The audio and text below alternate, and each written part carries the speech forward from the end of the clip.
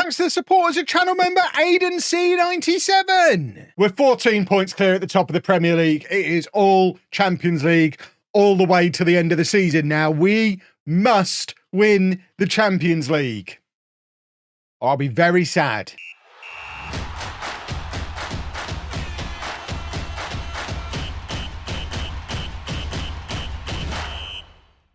Hello and welcome to Club 3, part 23 of Non-League to Legend. I'm Kevin. Coming up on today's episode, I told you the intro. Were you not listening? For goodness sake, I need you to listen.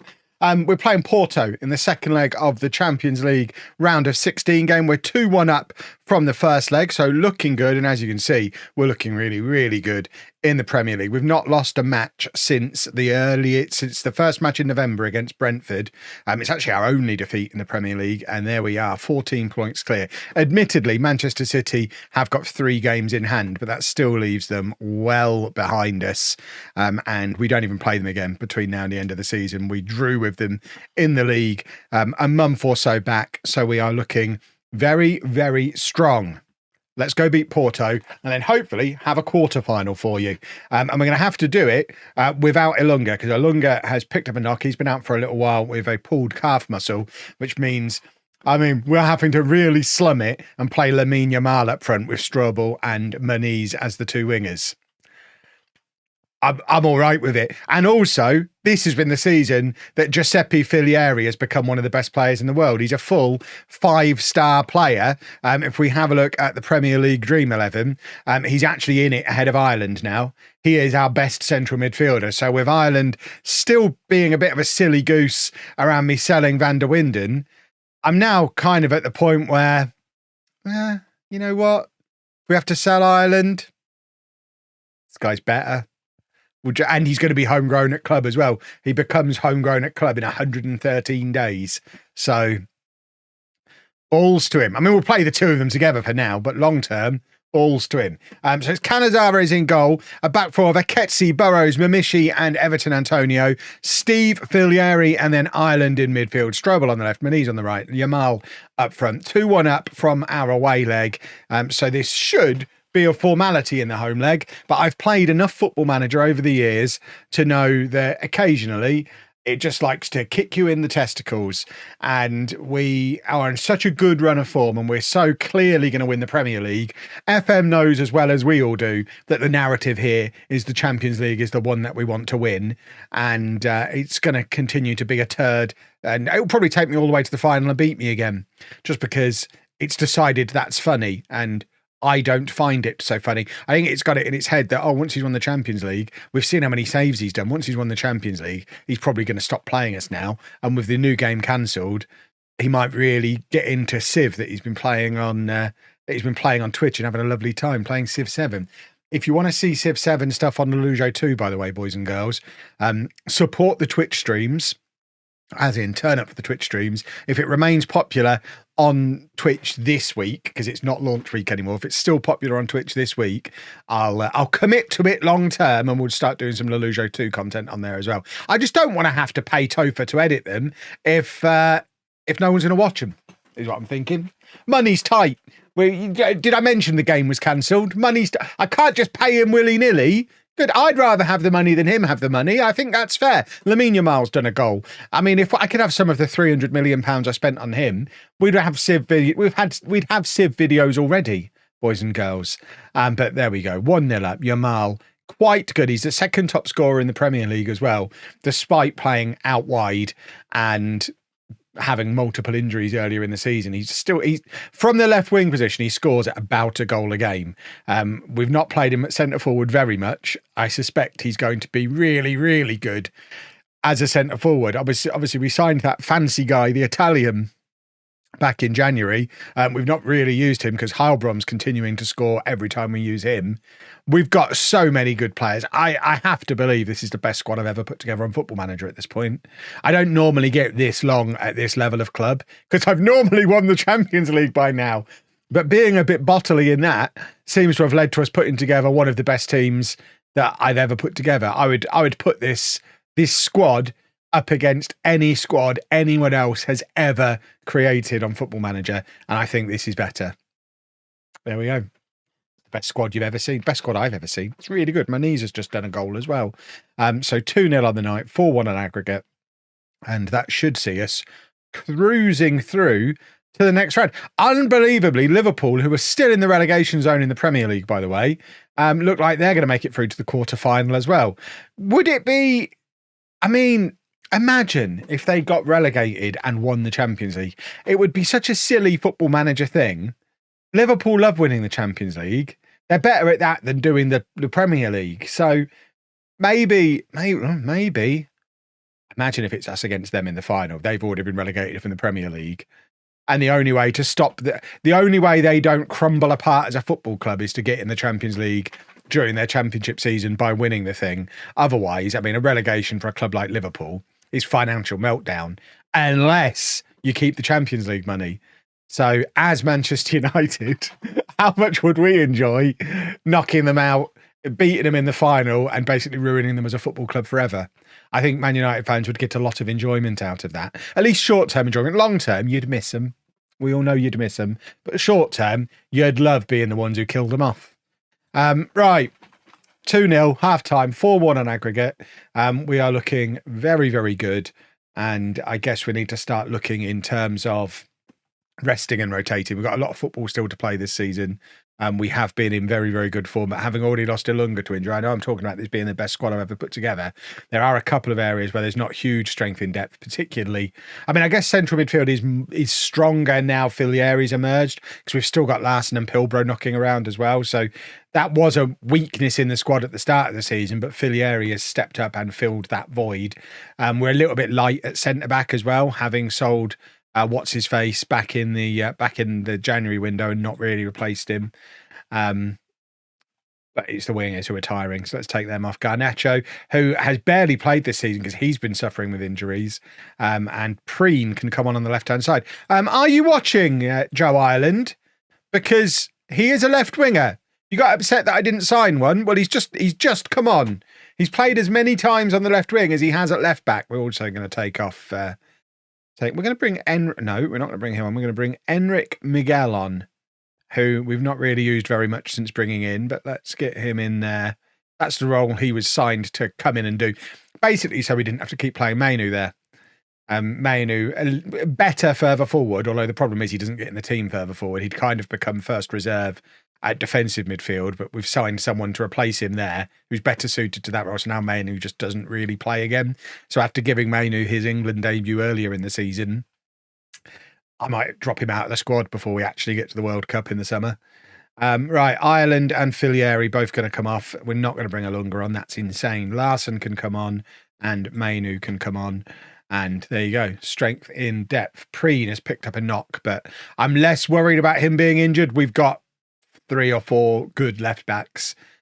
So if he picks up a knock, that's much less damaging than somebody like Ireland getting injured. That was a very, very good finish. If he's robbed of that by some silly offside decision, I'll be quite cross because it was a very, very good finish and it has been awarded. I mean, yes, we'll do our tactical changes, but look at this for a finish from Yamal. He's quite good. Who's it? Right, so Garnacho picks up the ball, just gives it to Yamal. No question at all of it being offside. He's hit that with the outside of his boot. Oh, what a goal. What a football team. Lamine Yamal doing a full 90 at centre forward as well. And has had a very nice day. 2 goals and 8.5. I mean, we've got options throughout the team. And him playing there is definitely one of them. But that is us through to the next round. And let's see who we get. So, comfortable little win in the FA Cup quarter-final over West Brom with a rotated team. And now it is time for the Champions League quarter-final draw with Xabi Alonso. What's he up to these days? Unemployed. He's been unemployed for 4 years. He just does the Champions League draw circuit now. So, let's see who we get. We would have liked either of those teams. We'd like to avoid this one, please. Brilliant. So, we're going to have to do it the hard way. Oh, we're not Liverpool. We're Man United. It's because I'm watching Liverpool on the telly now, hoping they lose. I'm confused. Yeah, so we've got Leipzig. Leipzig's better than Barcelona, as in they're worse than Barcelona. Let's do the next draw. Right, Why do I mess up on the bit that I can't re-record? We'll have them, please. That looks winnable. That's not us. I know that's not us. So we're going to have to go via, I mean, that's tasty, isn't it? Real Madrid, Atletico. Either of them are going to be tough. Leipzig are quite good as well. I mean, it's the Champions League. If we're going to win it, we'll have to win it. Well, we lost another Premier League game against Villa, but won our next two against Leeds and Chelsea. So the Premier League is all but won with 6 games to go. We're also 6-0 up against Leipzig from the first leg, so looking good for a Champions League semi-final. This is our team for the second leg. Canizares, Aketsi, Bordalas, Mamishi and Everton Antonio, Steve Filieri and Ireland, Yamal Maniz and Elunga. We probably don't need to be this strong for this game, but I wanted you to see my fancy boys all together because they're fancy. We have got Manchester City in the FA Cup semi-final at the weekend, but I'm not that bothered about winning the FA Cup. I'd rather put on a show against Leipzig, to be honest. I'd rather just make sure that we didn't get any of those patented Football Manager twists in the tail. So, strongest team, always, in the Champions League. Let's just make sure we win the thing, shall we? Oh, apologies, big cough there. Probably a bit of a jump cut because I had a big cough that emerged. But Yamal plays it into Elunga, who clatters it into the crossbar, and it remains 0-0. I mean, Leipzig haven't really turned up yet, have they? They've not yet had a shot, and we are just camped out in there halfway. This should be a cricket score today. Filieri picks it up in midfield. Ireland gives the ball away. I mean, is Ireland the weak link in the midfield? No, he's not. Steve is the weak link in the midfield. Ireland's just upsetting me because he's been upset all season. Maybe we just need to strip him of the captaincy, or just go with Pilbro and Filieri as the central midfield and bring in some other youngsters to fit around them and have that little homegrown Manchester United central midfield situation, because Man United fans like a homegrown player. The question is, will Filieri count as one, even though we spent a load of money on him? What is it, academy or homegrown that United makes such a fuss about? It's probably academy, isn't it? Have we got any academy boys in the starting 11? We haven't. We should have some in the squad though. You always have to have at least, Mainu's there. He's the only one, isn't it? Oh, Garnacho as well. Maino and Garnacho are here.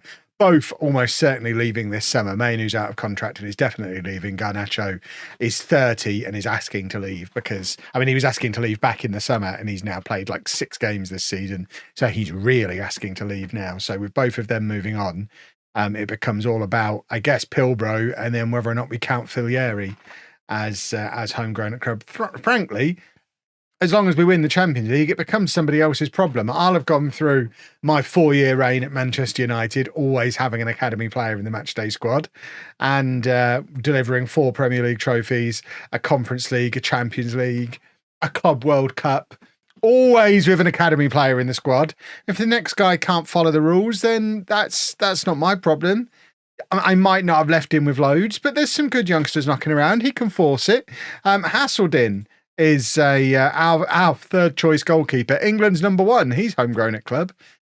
So they could just start him, or at least just have him on the bench every match. That's the easy way to do it. Just always have him on the bench. You don't need Canizares and Miljovic.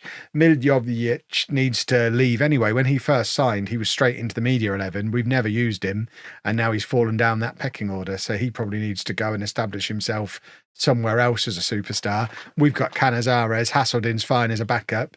And we've still got the youngster who burst through our youth system a couple of years ago. I think he turns 18, Harry Black.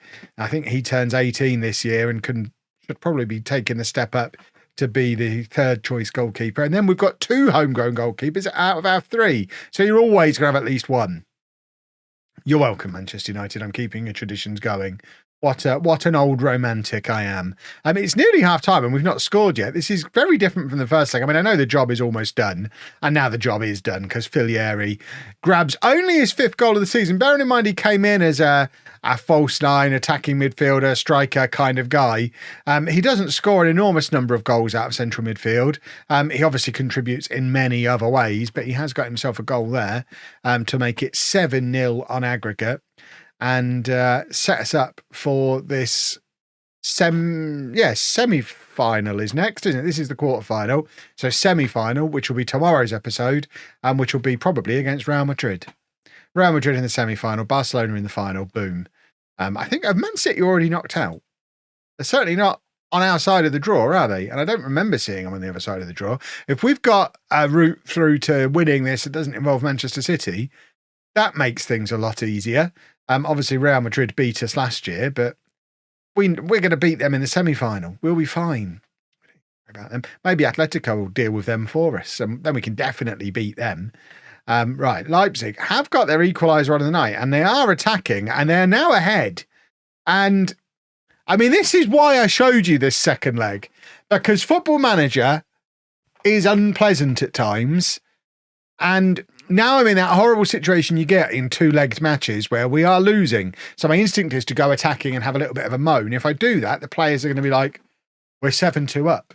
There's nothing I can do to stop them getting annoyed with me now. But if we lose the match, they still get the morale hit for it.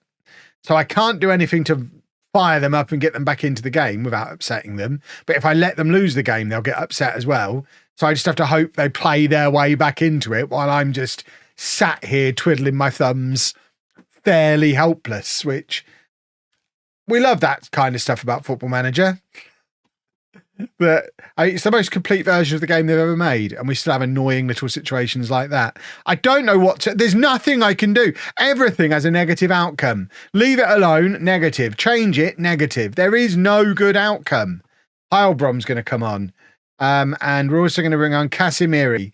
And we're going to bring on Levi Burrows for the set piece as well. I think we can go attacking. We can't do a shout, but I think we can go attacking and hope that we can drag ourselves back in that way. Here you go. The Levi Burrows from the set piece, cheat code, route to goal, and it's Bordalas. Why have we aimed at Bordalas there?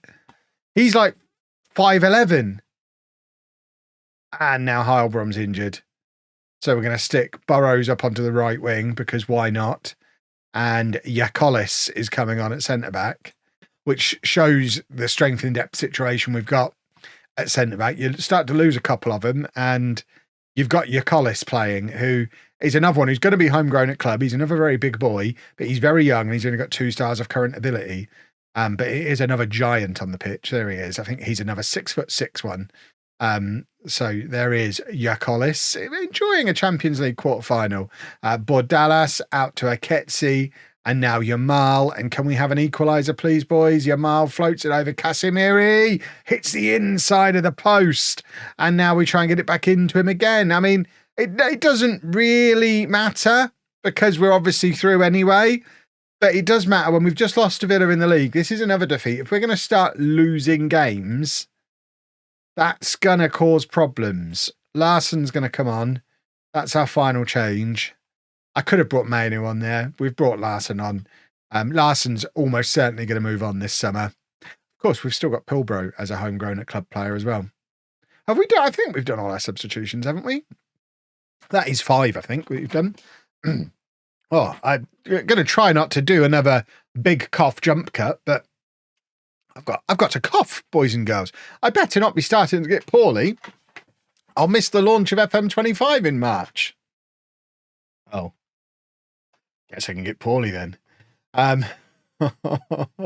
Yeah, I'm still sad about it. If you're not sad about it still, I'm still sad about it.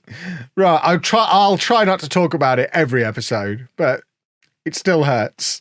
Right, Yakolis forward to Larsson. Larsson over the top to Yamal. Hits it first time. Casemiro's there. Did he stay onside? The linesman doesn't seem to be wafting his flag around, so I think that has been given. 8-2 on aggregate. Casemiro has his first Champions League goal for Manchester United.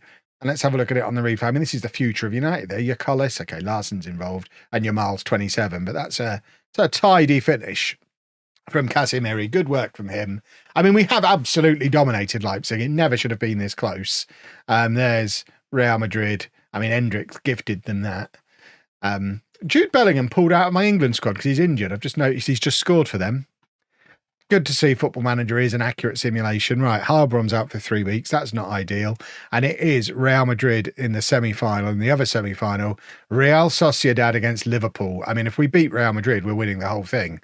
Because Liverpool are 19th. They could genuinely get to the Champions League final. Real Sociedad are beatable. They could genuinely get to the Champions League final and get relegated to the Championship in the same season. The dream of us finishing Liverpool off permanently is very much alive. If you've enjoyed that, please make sure you leave a nice big thumbs up on there for me. Subscribe to the channel for daily Football Manager videos. And thank you very much for watching.